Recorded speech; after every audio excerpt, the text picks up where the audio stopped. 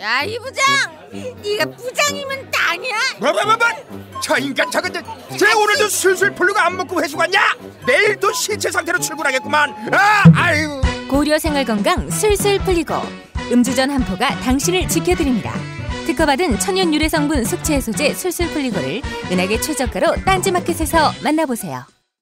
한글도 남보다 빨리 깨치고 참 똑똑했는데 갈수록 실력이 뒤처지는 것 같아 걱정이에요. 혹시 초등학교 교과서 본 적 있어요? 어려운 어휘가 너무 많아요. 학교에서는 어휘 개념을 하나하나 설명해줄 시간이 정말 부족하잖아요. 그럼 어떡하죠? 내 아이의 어휘만큼은 내가 책임져야죠. 어휘 공부의 정성.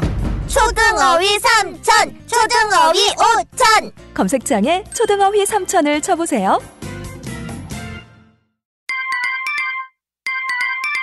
자려고 누웠는데 저스툰 지루한 지하철에 저스툰 자려고 누웠는데 지루한 지하철에 클래스가 다른 재미 저스툰 클래스가 다른 재미 저스툰 웹툰 웹소설은 저스툰 클래스가 다른 재미 저스툰 다시 날씬해지고 싶어!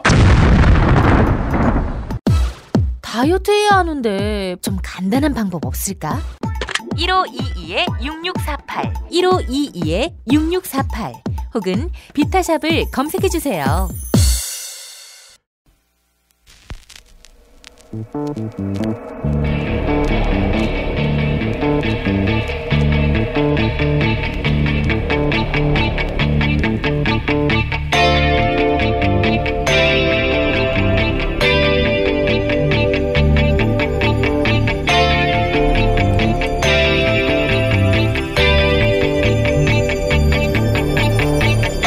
안녕하세요, 김호준입니다. 지난 월요일 부동산 문제는 어릴 적부터 사유재산과 공동체 윤리라는 별도의 교과를 통해 관점을 만들어줘야 하는 문제라고 얘기한 적이 있습니다. 어떤 분이 그 이야기를 듣고 제게 이런 말을 했습니다. 부동산과 공동체가 무슨 상관인가.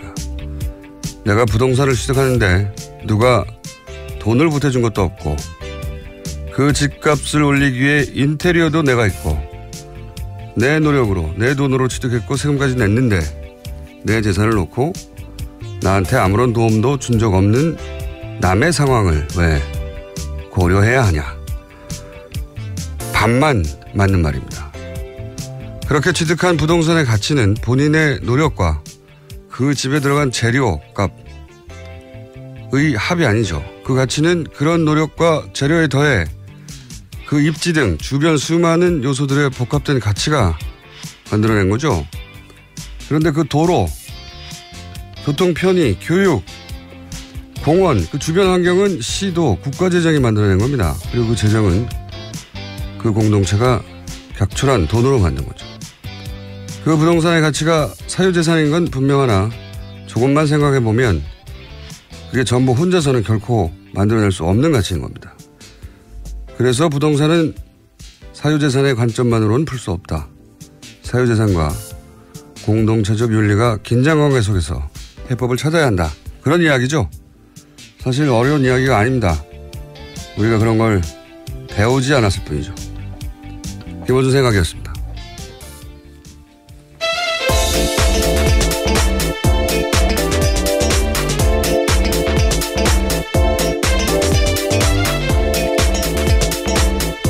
시사인의 김은지입니다. 자, 어제 정치적으로 큰 사건 하나, 예. 그리고 또 국정농단에서 큰 사건 하나, 두 가지가. 네, 서초동도 시끄럽고 네. 여의도도 시끄러웠습니다. 아, 좋은 표현이네요. 아, 그런가요? 네. 제가 한 말보다 훨씬 좋은 표현. 시사인 김은지 기자가 점점 방송에 적응해서 방송용 워딩을 좀 훨씬 세련되게 내놓고 있습니다. 자, 첫 번째 뉴스는요. 네, 어제 안철수 전 국민의당 대표가 공식 사과했습니다. 제보 조작 사건이 드러난 지 16일 만인데요. 국민의당 대선 후보로서의 책임을 통감한다라고 밝혔습니다.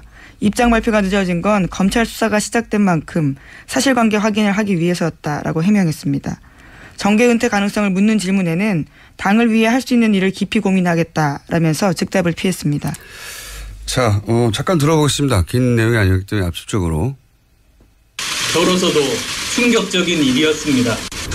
이번 사건에 대한 정치적, 도의적 책임은 전적으로 후보였던 제게 있습니다. 원점에서 제 정치 인생을 돌아보며 자숙과 성찰의 시간을 갖겠습니다. 처음 마음을 되새기며 돌아보고 또 돌아보겠습니다. 핵심 내용은 이 정도 되는 건데, 뭐 내용은 그러니까 몰랐다. 예.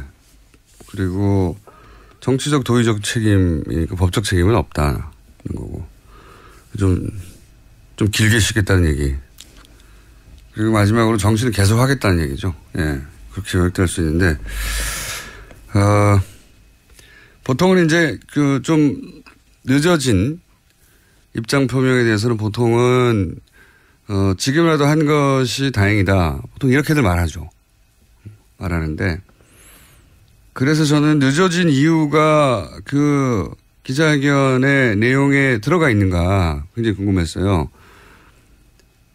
그러니까 이준서 전 최고가 구속되지 않았더라면, 혹은 구속 여부가 바꾼 내용이 있느냐. 그래야지 이유가 나오잖아요. 근데 아무리 봐도 그게 없어요.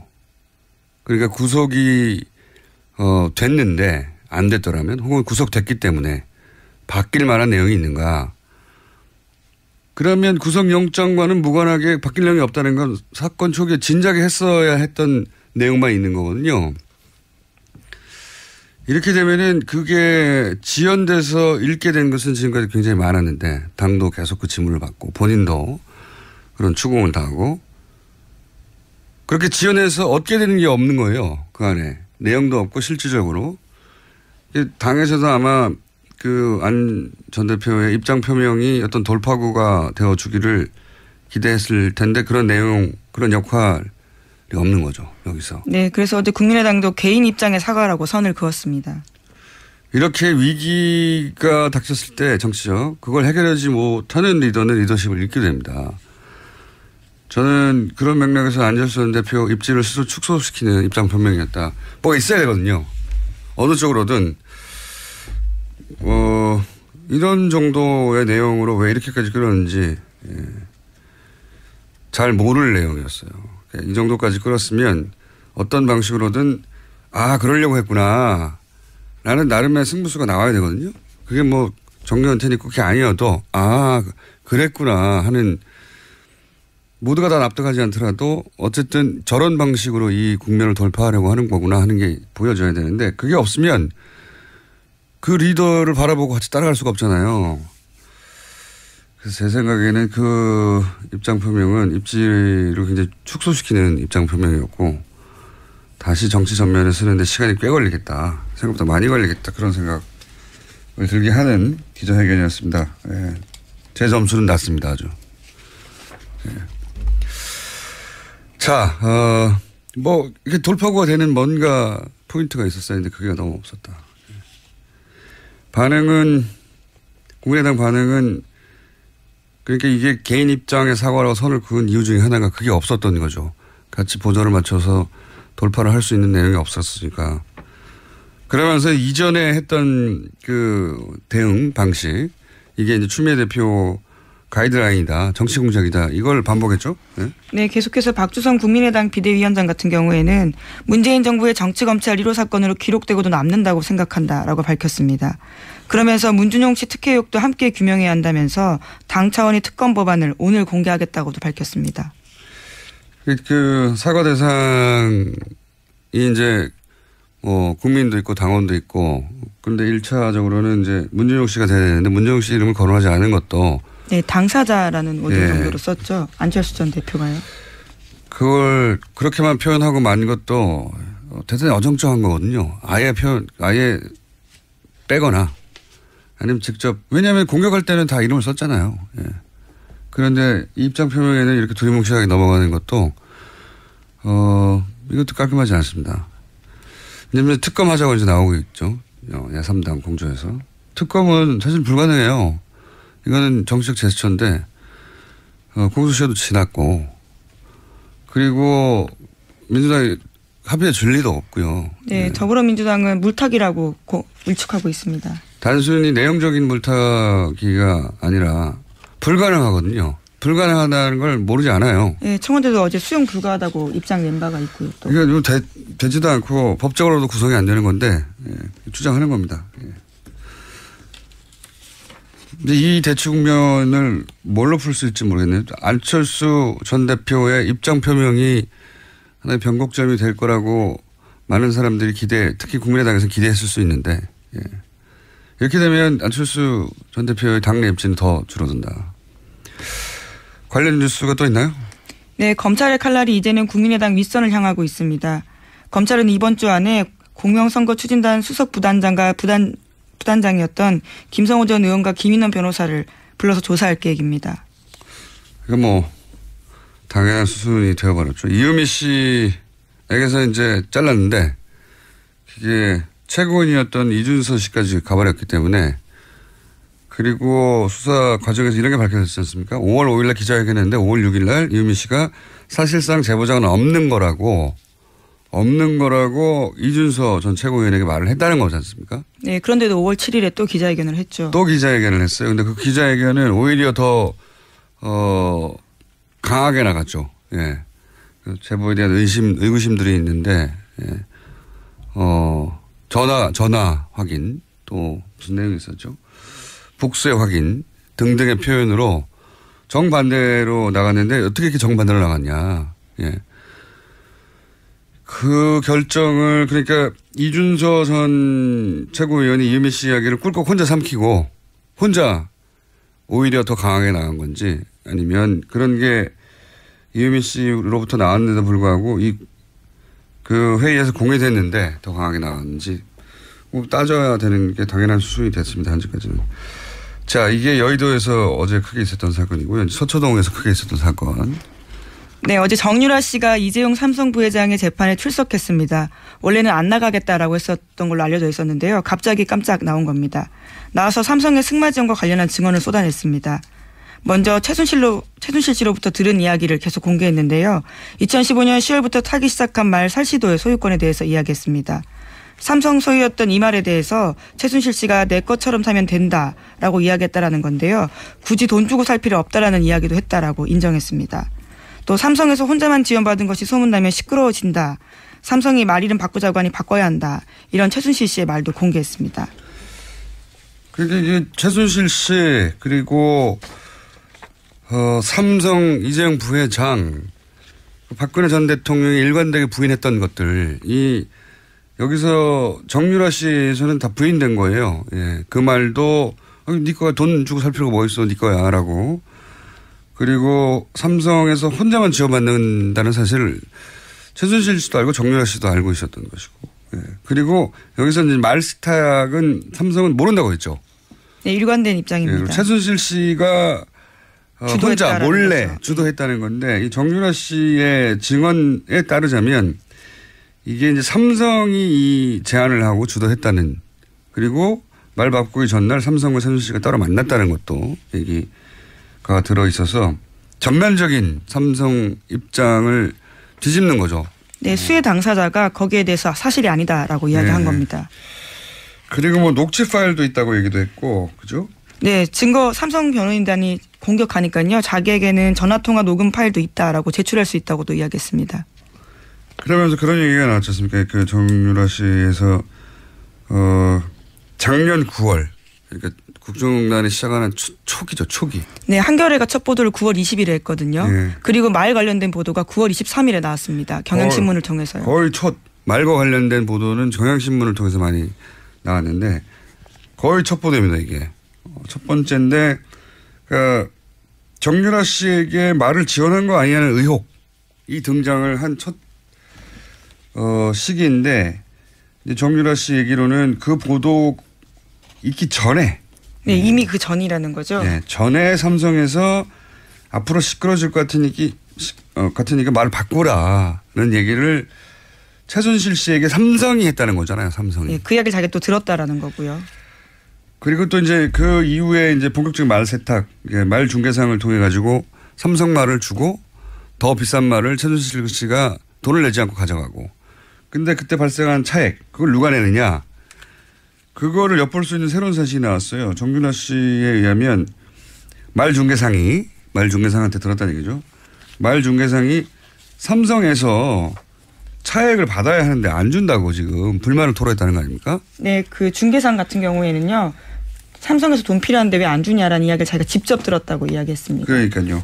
말 교환의 차액을 이전까지 특검에 주장했던 것은 그 차액을 최순실 씨가 주고 그 차액만 주고 말을 가져갔다는 게 특검의 파악 내용이었어요. 그런데 정윤아 씨의 지금 주장은 말 중개상은 그 돈을 삼성으로부터 받는 것으로 알고 있었다는 거죠. 그러니까 차액도 최순실 씨가 내는 게 아니었다는 새로운 사실이 이게 사실이라면 정유라 씨에 의해서 주장된 거죠. 당사자에 의해서. 네. 어제 특검이 이렇게 물었습니다. 삼성이 차액을 안 보내줘서 당사자가 짜증낸 적 있느냐라고 물어보니까 안드레아스 그러니까 승마 코치이자 말 교환했던 사람이 영어로 삼성 needs to pay me 그러니까 삼성이 내게 돈을 줘야 한다라고 말했던 기억이 난다라고 이야기했습니다. 뭐 이게 나중에 최종적으로 최순실 씨가 자기 주머니에서 돈을 꺼내줬는지 아니면 이 돈조차 돌려서 받아서 줬는지 아니면 삼성이 줬는지 그건 모르겠어요. 모르겠지만 애초 말이 되기로는 말 중개상 말이 두 번 나오네요. 예, 앞에 말은 이야기가 되기로는 말 중개상은 그 차액도 삼성으로부터 받는 걸로 알고 있었다는 거죠. 예. 처음 나온 내용입니다. 그리고 재밌는 것은 말을 바꾸기 전에 자신의 승마 코치죠. 예. 코치이자 첫 번째 돈을 받는 그 창구가 됐던 코어 스포츠 그 이전 전신인 비덱스포츠의 대표까지 했던 캄플라데라는 사람한테서 말 바꾸기 전날 삼성전자 임원 2명과 엄마가 만났다. 예. 말 관련된 얘기, 말 교환에 관련된 얘기가 아니겠는가 뭐 이런 추정인데 재밌는 것은 이게 그 통화 내용 녹음 파일이 있다는 겁니다. 네, 물증이 있다라는 거죠. 자기 말을 증명할 수 있는.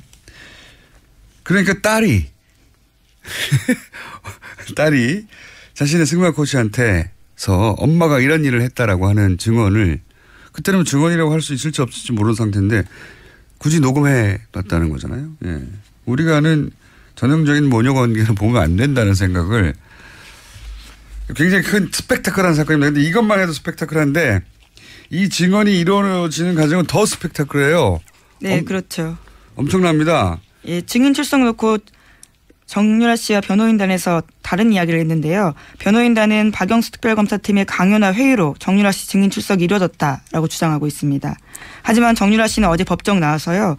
나오기 힘든 건 사실이었지만 나와야 된다고 생각해서 나왔다라고 말했습니다. 그러면서 자기가 여기 나오는데 여러 만류가 있었던 건 사실이라고 밝히기도 했습니다. 이게 진짜 있을 수 없는 일이거든요. 변호인이 불출석 사유서를 냈어요. 나갈 필요가 없는 겁니다. 근데 당사자가 여러 만류, 그러니까 만류는 아마 변호인들 또 이 만류하는 사람들이 들어가는 걸로 수정이 되는 게 변호인과 사전 상의 없이 출석해 버렸다는 거잖아요. 변호인은 출석할 필요가 없다고 만류하고 있는데 그것도 드문 일인데 더 드문 일은 변호인들 모르게 새벽에 특검에 연락해서 그 차를 타고 갔다는 거 아닙니까? 예. 그렇죠. 이상한 일이고요. 매우. 이에 관련해서 이제 그 최순실 정유라 씨 동시 변호라는 오태희 변호사는 그런 말을 했다고요. 정유라가 살모사 같은 행동을 한다. 이건 단순 독설이 아닌 게 그리고 장시호보다 더하다. 예, 어제 법정에서 그런 식의 이야기를 했다라는 거죠. 살면서 엄마 죽이는 뱀이거든요. 물론 잘못된 상식에 의해서 만들어진 이름이지만 의미한 바는 엄마를 죽인다는 거예요. 실제 이 증언이 이재용 부회장에게도 불리하고 최순실 엄마에게도 불리하고 박근혜 전 대통령 모두 다 불리하죠. 예, 불리한데 엄마 딸을 같이 변하는 변호인들이 하는 말이니까 의미는 당연히 그거죠. 엄마를 죽이는 거라고. 예. 의대인을 이렇게까지 살모사라고 마음에 안 들면 변호인 사퇴하고 말지 이렇게 표현하는 경우도 없어요. 이상한 점 더 있어요. 김경재 변호사가 정유라 씨가 새벽 5시 혼자 이경재 나가서. 변호사. 이경재 변호사가 동시 변호하고 있죠. 정유라가 새벽 5시 혼자 나가서 빌딩 앞에서 성명불상자들의 승합차를 타고 갔다. 이렇게 얘기했잖아요. 왜 이상하냐면 그 시간에 혼자 빌딩을 나간 걸 변호인이 어떻게 알죠? 그걸 알려면 24시간 정렬을 감시하고 있거나 아니면 사라진 걸 알고 새벽 5시 CCTV, 그 주변 CCTV를 확인해야 돼요. 변호사가 할 수 있는 일이 아니잖아요. 저는 이렇게 사라졌다는 걸 아는 것도 이상하고요. 예, 이상한 점이 되게 많아요. 근데 이제 왜 그랬을까? 왜냐면 재판정에서 굉장히 주시한 뉴스입니다. 스펙타클하고 너무 재밌는 뉴스입니다. 사실은.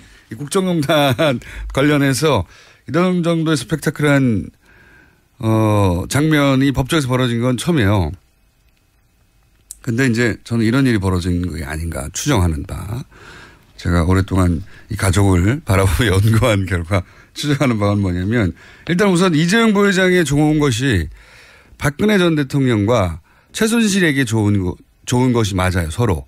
네, 뇌물이라는 건 기본적으로 그렇죠. 그렇게 얽혀 있죠. 셋 모두가 뇌물이 아닌 것으로 판결해야 좋단 말이죠. 그러나 과연 정유라에게도 좋은 것인가.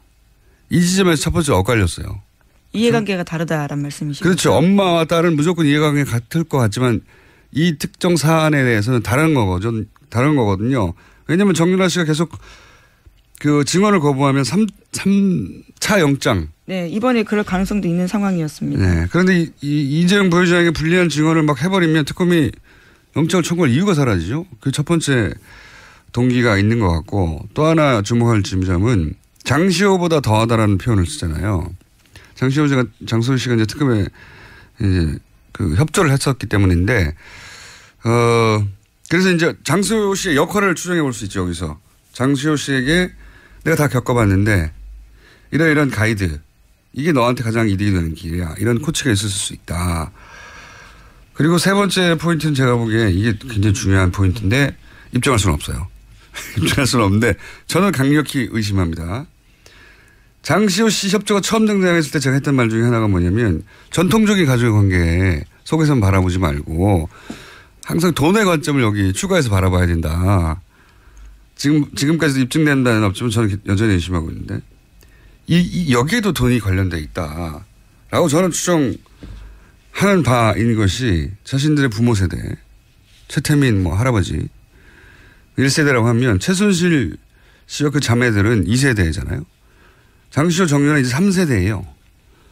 부모 세대는 사회적으로 법적으로 사실상 끝이 났다라고 판단하고 이제 자신들 성인이 됐고 자신들이 자신의 삶을 일구는 데 필요한 물적 토대도 필요하고 본인들이 보아온 것도 있고 옆에서 안원구 전 대구국세청장이 박근혜 전 대통령 일과 최순실 일과 자산을 추적하면서 느낀 점을 공통점을 이렇게 얘기했어요.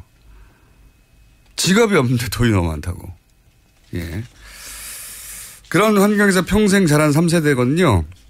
더군다나 2세대가 이 최태민 씨를 살해하고 그 재산을 차지했다고 하는 최태민 씨 아들의 주장도 있었죠. 그런 류의 주장 여전히 하고 있습니다. 이 일가가 돈에 대해서 가지는 개념, 집착 이런 거는 우리가 상상하는 수준하고 다르다. 그러면 어떻게 구체적으로 돈과 관련된 이야기란 말이냐. 이건 다음 편에 제가 좀 더 정리하여. 돈이 관련이 있다. 돈이 관련 없이 이렇게 극적으로 드라마틱하게 입장 변화가 있을 수 없다라고 저는 봅니다. 일단 거기까지 해놓고요.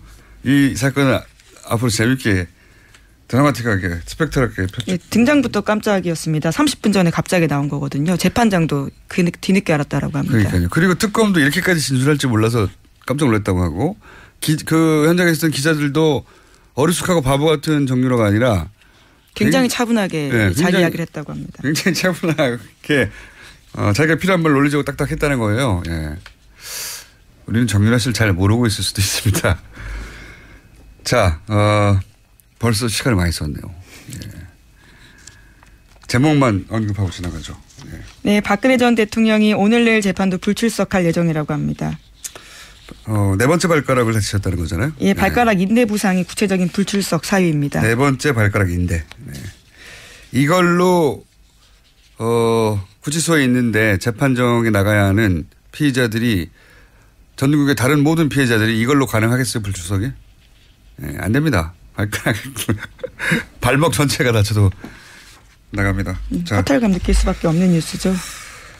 그리고 안봉건 이재만 전 비서관 예. 기소됐다. 네. 예. 두 사람 다 청문회 나오지 않았다라는 혐의로 재판에 넘겨진 겁니다. 특검이 얼마나 촉박하게 끝이 나는지 알 수 있는 겁니다. 이 두 비서관이 청문회에 나오지 않았다는 혐의로 기소된 거예요. 예. 다른 게 아니라. 당시에 사춘기 딸 사생활 침해 우려된다 이런 식의 이야기를 대면서 나오지 않았었습니다.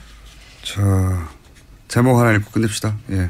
네, 트럼프 장남이 러시아에 접촉했다는 이메일이 공개가 돼서 파문이 일고 있습니다. 이 사건도 재밌는 사건입니다. 이게 우리랑 비교하자면 지난 대선에서 예를 들어서 일본의 정보국이 문재인 대통령을 낙선시키려는 목적으로 어떤 정보를 예를 들면 홍준표 후보에게 준다고 정보를 주겠다라고 하는 주겠다고 거죠. 해서 그거를 받은 걸로 추정이 되는데 실제로 홍준표 대표가 당선이 돼버린 뭐 이런 사건입니다. 비유하자면 그런 거죠. 예. 비유하자면 말도 안 되는 사건인 거죠. 그런 게 지금 미국에서 벌어졌고 그 이면이 나온 겁니다. 네, 그래서 미국 하원에서 트럼프 탄핵안이 처음으로 발의됐다라고 합니다. 참네. 지금까지 시사인의 김은지였습니다. 감사합니다. 골반 잡자 바로 잡자 바디로직 허리 통증 바로 잡자 바디로직 2017년 쿨 썸머 바디로직 라이트 출시. 통기성이 좋아 땀 걱정 없이 한여름에도 쾌적하게. 입은 듯 안 입은 듯 가벼움의 신축성은 그대로. 자세가 좋아지는 골반 교정 타이즈 바디로직 검색창에 골반 교정 바디로직 라이트. 아무도 묻지도 따지지도 않고 가입하셨다고요? 보험은 너무 어려워요. 걱정 마십시오. 마이보험 체크가 도와드립니다. 1800-7917 마이보험 체크로 지금 전화주세요. 1800-7917 이미 가입한 보험이나 신규 보험도 가장 좋은 조건을 체크해서 찾아드립니다. 인터넷 한글 주소 마이보험.com 또는 카카오톡에서 아이디 검색 마이보험을 친구 추가하여 상담하실 수 있습니다. 모닝똥? 제겐 사치였죠. 내가 토끼인지 토끼똥이 나인지 내가 변을 본 것인지 변을 당한 것인지 나는 바나나이고 싶다. 간혹 구렁이이고도 싶다. 미궁 대장사랑 빅똥의 추억 미궁 대장사랑이 찾아드립니다. 혈중 콜레스테롤 개선과 배변 활동에 도움을 주는 건강기능식품입니다. 검색창에 미궁 대장사랑. 미궁 장사랑 이름 바꿨어요. 프로바이오틱스 12종 추가 미궁 대장사랑.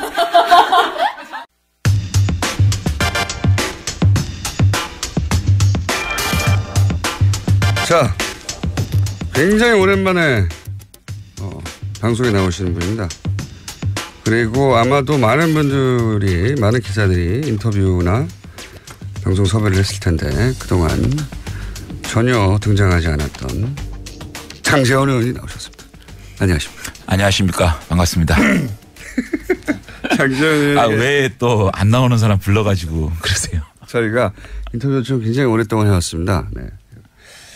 해왔는데 최근에 이제 자유한국당에 대해서 혁신이라는 이름으로 극우화가 되고 있는 것 같다. 이런 발언을 하시면서 홍준표 대표와 설전을 벌이고 계시고 그래서 다시 한번 저희가 섭외 요청을 했는데 조건을 한 가지로 달고 나오셨어요. 뭐냐면 좋다. 첫 인터뷰는 뉴스공장에 나가겠는데 세타령만은 아니 노래는 틀지 마세요. 세타령만은 틀지 말아달라고 해서. 아니 세타령이 아니라 다른 노래도 틀지 마세요. 아니 이제 저희가 처음에 듣기로는 세타령을 틀지 말라고. 아니 노래를 틀면 제가 정말 지금 당에서 해야 될 일이 많거든요. 그래서 저희가 이렇게 정치인이 희화화돼 버리면 그것이 딱지가 딱 붙게 되면 힘들어요 지금. 지금은 당이 혁신을 해야 되고 많은 의원들과 함께 해야 되는데 그 동력이 사라져요. 그래서 저희가 그런 서정적 그런 세타령 같은 희화되는 음악 그거 안 돼요. 서정적인 아니 안 돼요. 아니, 노래는 틀지 마시고 잠깐만 들어보시죠. 안 돼요. 그건 안 되고요. 한 번만 들어보시죠. 왜냐하면 그렇게 되면 그 노래가 이제 타이틀곡이 돼요. 타이틀곡이 되면 그 노래에 따라서 제가 희화화되는 정치인이 되기 때문에 지금 당에 굉장히 지금 중요한 노선 문제가 있거든요. 당의 정체성 이념 노선은 정말 가장 중요한 겁니다. 이 개혁 과정에서. 그렇기 때문에 그런 것들을 할 수 있도록. 그러면 이렇게 타협을 보죠. 왜냐하면 저희는 이제 묻지 않고 당연히 트는데 요 한 구절만 들어보고 절대 앞으로는. 근데 한 구절 나가도 이거는 이제 편집이 돼가지고 온 인터넷 공간을 돌기 때문에. 황금박쥐 이런 거 세탁 이런 거 아니거든요. 자, 그거는 오늘은 좀 삼가해 주십시오. 그러면 제가 끝날 무렵에 중요한 얘기 다 끝나고 나서 그건 또 의논해 보자고요. 아니 저희도 심혈을 기울여서 준비한 그 등장 음악이기 때문에 이게 세타령이나 또는 뭐 황금박쥐처럼 경박하고 이런 게 아니거든요. 어쨌든 제가 지금 전개되는 서정적이고 가슴에 와닿고 촉촉해지는 음악인데. 어쨌든 저의 각오를 좀 먼저 밝히면요. 잠깐만요. 그 전에 각오 전에 탈당을 결정적으로. 왜냐하면 저희는 탈당 마지막 순간까지도 마지막 순간까지도 이게 아니다. 이게 다시 되돌아가야 할지 모른다는 고민을 하셨다는 걸 알고 있어요. 그렇습니다. 네. 최후의 순간까지도 돌아갈 거의 직전까지 가신 것을 제가 알고 있는데 왜 돌아가지 않았는지를 모르겠어요. 왜냐하면 그때부터는 연락이 끊겼기 때문에. 왜? 근데 이제 제가 자유한국당으로 다시 가고 또 간 상황에서 다시 고민한 지점 그런 지점들을 지금 또 얘기하는 건 좀 부적절하다고 보고요. 그래도 얘기 한번 어쨌든 간에 한번 제가 지금까지 저의 결정 그 자유한국당으로 복당한 결정에 대해서 지금까지 전개되는 상황을 보게 되면 제 정치 인생뿐만 아니고 제 삶 전체에서 가장 잘못된 결정을 했다라고 생각을 합니다. 자유한국당에 들어간 것이? 그렇습니다. 지금까지는 그래요. 지금까지는 그런데 다만 후회하는 정도가 아니라 그렇습니다. 정치 인생 전체에서 그렇습니다. 정치를 떠나서 인생 전체에서 어점이라고 생각을 해요. 잘못된 결정이었다고. 그런데 근데 마지막 순간에 왜 그렇게 했는지는 나중에 제가 다시 여쭤볼게요. 그런데 그러한 결정이 보수 대통합이라든지 또는 보수 개혁이라는 결론을 도출한다면 다행이고요. 결과적으로 다행이고요. 그것이 안 된다 그러면 저는 그 결정에 대한 정치적 저는 책임을 질 겁니다. 그런 각오로 있습니다. 그런 얘기는 이제 국회의원 그만하고.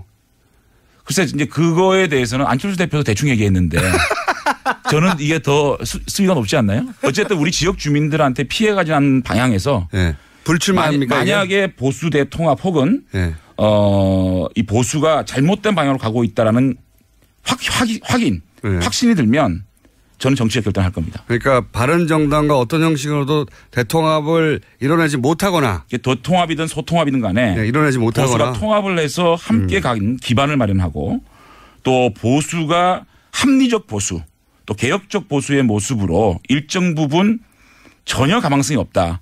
내 결정은 정말 그야말로 이거는 참혹한 결정이었다고 결심이 드는 순간 그것이 시기에 관계없이 저는 정치적 결단을 할 것이고 그것은 단 우리 지역 주민 저를 무소속으로 뽑아준 우리 지역 주민한테 피해를 안 줘야 된다.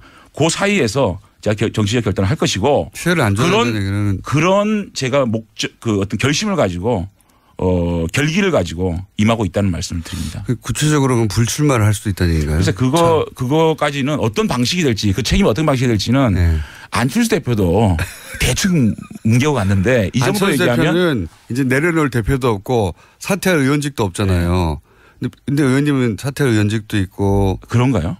안철수 대표가 내려놓을 게 더 많지 않나요? 아니, 내려놓으려고 해도. 제가 국회의원 그만두는 것보다 안철수 대표가 정기 은퇴하는 게 더 큰 뉴스 아닌가요? 그렇긴 하죠. 그렇죠. 그렇긴 한데. 그러니까. 본인 의원님은 내려놓으실 게 있긴 있잖아요. 의원직. 그런가요? 근데 그렇게 무책임하게 내려놓으면 지역 주민들을 대신할 수 있는 어떤 이런 게 없기 때문에 그 민의는 또 받들어야 되니까 고민하겠습니다. 그러면 예를 들어 탈당하고 나서 무소속으로 남는다든가. 하여튼 여러 가지로 제가 그 정치적 결단을 하려고 합니다. 정치적 결단. 자, 어쨌든 각오는 이겁니다. 대통합 후회하지만 이미 벌어진 일이고 그렇다면 이 상황에서 내가 바른정당과 자유한국당의 어떤 방식으로든 보수가 통합하는 길을 열거나 아니면 자유한국당이 이 길로 가는 건 아닌데 내 힘으로 막을 수 없다는 게 확인되거나 그러면 정치적 결단을 하겠다. 그러니까 그게 같은 맥락이에요. 그러니까 보수 통합이라는 부분하고 우리 당이 자유한국당이 개혁정당으로 개혁적인 모습으로 변한다는 건 같은 거거든요. 왜냐하면 자유한국당이 지금의 모습으로는 바른정당이 절대 통합 안 합니다. 그러니까 자유한국당이 먼저 바른정당이 흔쾌히 함께할 수 있도록 하는 게 우선이잖아요. 그렇게 되면 저는 풀리고 저는 그런 바탕을 만든 결정이었다면 제가 정치를 더 할 수 있겠지만 이런 상황으로 가가지고 제가 지금까지 해왔던 노선, 지금까지 보여줬던 국민들에 대한 모습들하고 전면 부정되는 거기 때문에 제가 스스로 정치 결단을 안 하더라도 저는 선거에서 심판받겠죠. 그 3년이 남았지 않습니까? 그러니까 그런 결단을 생명이 3년이나 연장되는데 어떤 시점에 확인이 된다 스스로. 어떻게 확인을 하죠? 그러니까 그거는 확인이 되겠죠. 지방선거를 지나고.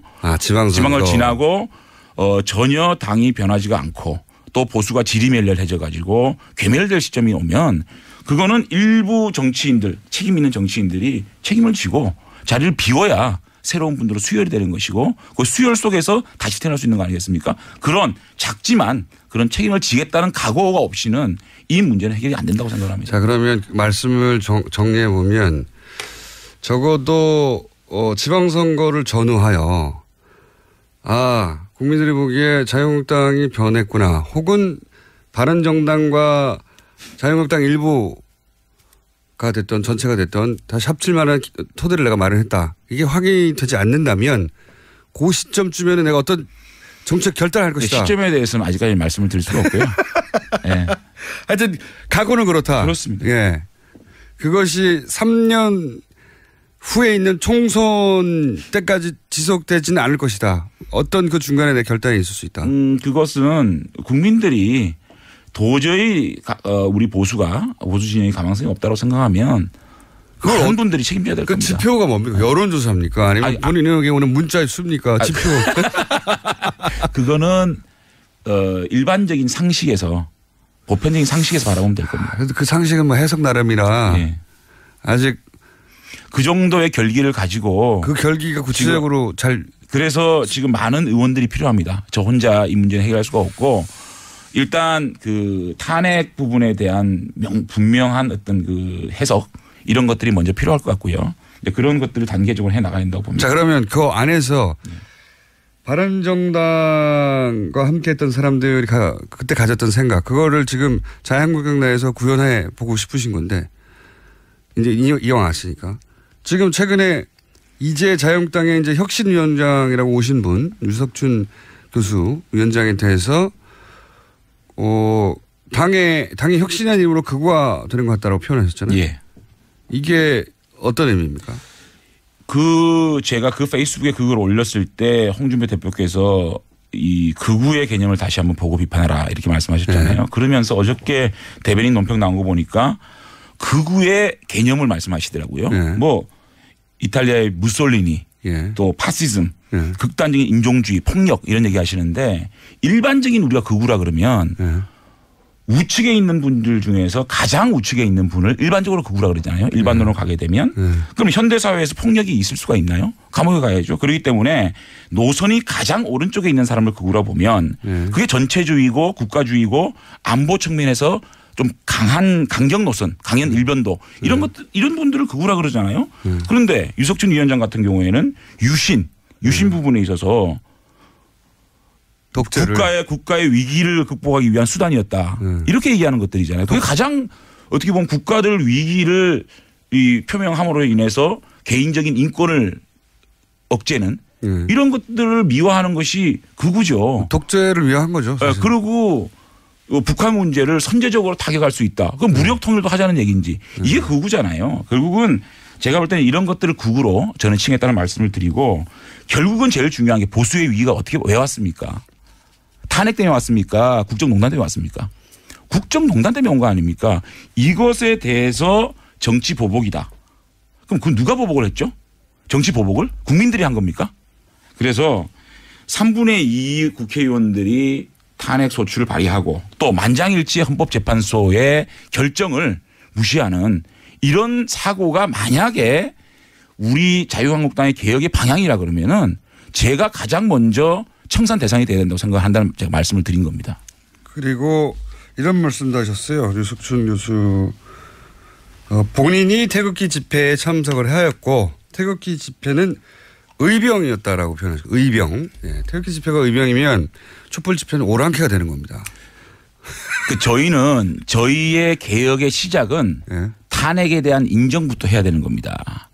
지금 우리 자유한국당이 가장 쉬운 방법이 태극기 집회 논리를 가지고 그분들을 결집시키는 것이 가장 쉬운 방법입니다. 그거를 하고 있죠. 그러니까 예. 그런 것들을 아깝고 아쉽고 힘들지만 그것을 잘라내지 못하면 우리 자유한국당은 거기서 가치는 15% 20% 정도에서 끝난다. 그래서 저는 그런데 이미 유석춘 위원장이 혁신을 하려고 들어왔는데 그분이 그런 생각을 하는 분이면 이미 명백해진 거 아닙니까? 보겠다는 거는 네. 앞으로 혁신위원회 임명 그리고 자신의 그러한 사상이나 노선 이념을 자신의 개인적인 생각이라고 말씀하셨거든요. 그렇기 때문에 개인의 이념이나 사상이나 역사인식을 당의 당헌당규나 정강정책에 반영되면 안 된다는 게 제 주장이고요. 혁신위원회 임명과 혁신의 하는 과정을 지켜보겠다는 것이고요. 제가 말씀드리는 혁신의 가장 시작은 뭐냐. 제가 가장 주장하는 거는 지난 9년간 대한민국의 국민들이 우리 보수에 얼마나 많은 표를 주고 얼마나 많은 도움을 주셨습니까? 그런데 지난 9년 동안 우리 보수가 정권을 잡아가지고 양극화가 해소됐습니까? 일자리가 많아졌습니까? 외교를 잘했습니까? 안보를 잘했습니까? 아무것도 잘못했잖아요.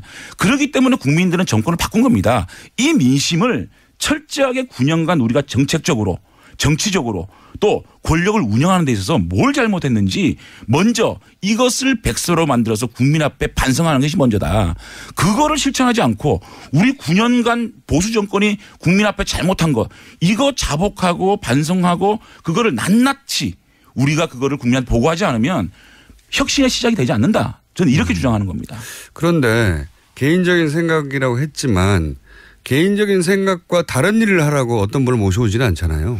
다만 이미 시작된 거 아닌가요? 물론 예. 그래서 제가 우려를 표한 거고요. 예. 가장 중요한 게 역사인식 유신이라든지 대북 문제라든지 이런 걸 바라보는 인식과 또 가장 중요한 탄핵. 그 문제는 뭐냐면 지금까지 우리 보수 정당이 산업화 보수가 있었고요. 그다음 민주화 보수가 있었잖아요. 그런데 지금 산업화 보수는 보수보다는 민주화 보수가 그동안 한나라당 새누리당 이끌어온 건 사실이거든요. YS의 어떤 그 정신을 좀 많이 이어받은 부분인데 지금 다시 산업화 보수로 회귀하려고 하는 모습인 겁니다. 박정희 시대로. 예. 이런 것들을 우리가 어떻게 규정할 것이냐는 부분하고 최근에 있었던 탄핵 이것이 보수의 계매를 가지고 오는 또 국정농단이 보수의 계매를 가지고 오는 가장 터닝 포인트인데 이것을 어떻게 규정할 것이냐. 이것이 가장 중요한 포인트거든요. 자, 위원장이 이렇게 임명된 거에 대해서 제가 강한 입장표명을 했습니다. 자, 그럼 앞으로 혁신위원들이 어떻게 구성될 것이냐 또 혁신위가 어떻게 구성될 것이냐 그런 것들을 어떤 결정을 할 것이냐 의원총회에서 얘기하고 만약에 유신에 대한 역사적인 판단 또 이 국정농단에 대한 역사 판단을 당이 잘못 판단한다 그러면은 그거는 노선 투쟁을 할 수밖에 없는 상황 아니겠습니까? 혹시 이렇게 강하게 부딪혀가지고 출당 당하시려는 계획 아니에요 혹시? 글쎄요. 그게 이제 그렇게 되면 결국은 청산 대상이 되겠죠. 그러니까. 네. 나를 청산시킬 사람이 왔다. 이렇게 해서 출당당해야 되겠다. 그런 다음에 바른정당이 나를 주석하라. 이런 혹시 계획이 아니신가? 그러니까 첫째는 저는 이제 보수 혁신의 이제 그 단계를 첫째는 우리가 반성 백서 9년간의 우리 보수 정권이 잘못했던 거 반성 백서를 내서 국민 앞에 보고를 드려야 되고요. 두 번째는 당내 혁신. 당내 혁신은 당무감사를 통해서 인적 청산. 세 번째는 보수 대통합. 네 번째 우리가 이제 할 수 있는 일이 여당에 대한 감시. 사실은 지금은요 우리가 문재인 정권을 아무리 얘기를 해도 너나 잘해라 그러거든요. 메신저로서의 신뢰가 떨어진 겁니다. 메신저로서의 신뢰를 먼저 확보하는 것이 먼저고 그 다음에 정권을 견제하고 비판할 수 있는 힘이 생기잖아요. 지금 현실적인 힘은 있어요. 100석이 넘기 때문에. 그 힘이 107석이라는 힘보다 너무 작은 힘인 거예요. 그거를 동력을 확보하기 위해서는 우리가 9년간의 반성과 당내 혁신이 먼저 돼야 그다음에 보수 통합을 해가지고 기반을 마련해야 문재인 정권을 감시를 하죠. 문재인 정권이 잘못된 부분을 감시하지 못하는 야당이 필요 없지 않습니까? 그런 것들을 하기 위한 단계 저는 이렇게 제시를 하는 겁니다. 그러니까 이게 미필적 고의한 출당을 당하시려는 어떤 치밀한 계획하에 지금 출당은 다 해왔자 제가 어디 가겠습니까? 그냥 낭인되는 거죠. 그럼 장재현 의원님과 비슷한 문제의식을 가진 분들이 당내에 있습니까? 저는 많다고 봅니다. 결국은 탄핵이라는 부분을. 많다고 본다는 것은 짐작이시잖아요. 그 표현은. 그렇죠. 이번에 유석춘 위원장이 임명되고 난 이후에 많은 분들을 만났고 또 많은 분들과 통화를 했고 많은 분과 교감을 했습니다. 만약에 탄핵 부분에 대해서 규정이 정치 보복이었다는 규정이 되어야 된다. 이미 말은 그렇게 나왔는데요. 아니요. 그거는 개인적인 의견이겠다고 규정을 했기 때문에 된다면 지금 5, 60명에 달하는 자유한국당의 탄핵 찬성파들이 있습니다. 이분들과 그룹핑이 되겠죠. 그분들과 바른정당이 합쳐질 수도 있다.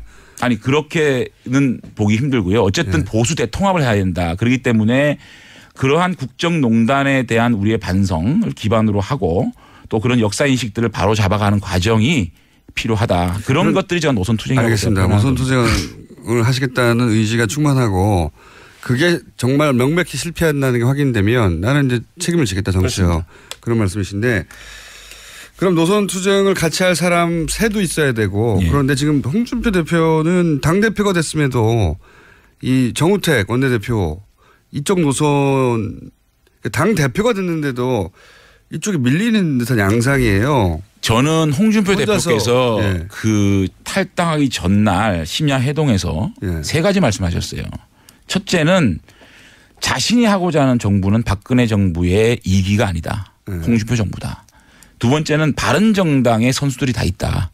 여러분들이 와서 도와주면 보수 정권을 만들 수가 있겠다. 세 번째는 여러분들이 하고자 하는 보수개혁 나랑 함께 하자. 이런 세 가지 말씀하셨거든요. 그 부분에 대해서 홍준표 대표님께 어떤 뜻이었는지 다시 한번 여쭤볼 생각입니다. 홍준표 대표하고 어떤 의미에서 같은 편이 될 수도 있는 상황 아닙니까? 그렇게 가면 편하죠. 저희 입장에서는 사실은 홍준표 대표께서 당 어떤 그 내부의 지지 세력이 없는 상황에서 저희들이 함께 한다 그러면 정말 편한 길을 갈 수 있겠죠. 그런 제안을 안 해고 있었어요. 홍준표 대표한테. 근데 그런 것들이 지금 어떤 의미가 있을까. 그래도 혼자 하는 것보다 당대표 손을 잡는 게 낫지 않습니까? 그래서 대표님께 지금 제가 독대를 한번 신청을 할 생각입니다. 이 방송을 통해서 하시는 겁니까 지금? 아니 제가 여러 요소로 말씀을 드리고 있습니다. 같은 당에 있는데 그냥 쭉 들어가서 만나면 되는 거 아니에요? 그렇겠죠. 그러니까 그걸 결심까지 하실 일은 아니에요. 결심은 아니고요. 어쨌든 제가 한번 터놓고 말씀드릴 기회를 가지려고 합니다. 나오신 김에 이제 앞으로 저희 방송에 자주 나와서 욕 문자도 많이 받으시고 그러면 좋겠고요. 바른정당에 남아있는 분들에게 혹시 하고 싶은 얘기는 없으세요? 일단은 그렇게 황영철 선배한테 제가 여러 번 말씀을 드렸어요. 내가 형님하고 같이 돌아가지 못해서 미안하고 또 형님이 외롭게 돌아가는 데 대해서 참 가슴이 아프다라는 말씀을 드렸고 어쨌든 제가 바른정당과 함께 할 수 있는 그런 마중물 역할을 제가 하겠습니다. 형님은 거기서. 그때 왜 못 돌아가신 거예요? 거의 돌아가실 뻔했잖아요. 예. 결정적으로 가족입니까? 동지들입니까? 환경입니까? 뭡니까 카테고리가? 결정적으로 못 돌아가. 제가 사실은 이제 탈당 기자회견하고 한 밤에 문자를 받았어요. 문자를 받았는데 고등학생인지 의원님을 정말 좋아했는데 실망이다 그런 거. 실망이다 그런 여러 가지 문자를 받고 영철이한테 전화를 했어요. 황영철 선배한테. 형님 우리는 아니지 않느냐. 우리가 이렇게 국민들한테 실망을 드리고 어떻게 정치를 하겠냐. 나도 그렇게 생각한다. 내일 자기는 기자회견 하겠다. 그래놓고 본인은 왜 다시 갔냐고요. 아니 그래서 이제 그거는 제가 좀 이따 말씀을 드릴게요. 언제요? 제가 다음 주에요? 또 나오라고요? 아니 이제 기왕 이 길을 들어섰는데 제가 보기에는 기록을 깰 수 있지 않을까 다시 김성태 의원이 세웠던 기록이 있는데 그것만큼은 안 돼도 어쨌든 지금 막 옵니까? 아니 예상보다 적게 와요. 지금 굉장히 잘하셨다는 거죠. 아 그래요? 예. 아니 근데 저는 제가 정직하게 얘기를 해서 이렇게 사랑을 받고 있는 정치인인지 몰랐어요. 정말 제가 이거 오바가 아니고요. 저는 사실은 솔직히 말하면 제일 먼저 김성태 선배가 욕을 제일 많이 먹을 줄 알았고 그 다음에는 권성동 의원인 줄 알았는데 실검이 제가 1위더라고요. 그래서 저한테 비난이 제일 많이 쏟아지더라고요. 그래서 내가 서정적으로 끝내보겠습니다. 서정적으로. 그러니까 제가 이렇게 그동안 많은 관심을 받아주셨는데 제가 이렇게 실망을 드렸구나라는 마음을 가지고 앞으로 좀 더 결기 있고 좋은 모습으로 정치를 해야 되겠다는 생각을 합니다.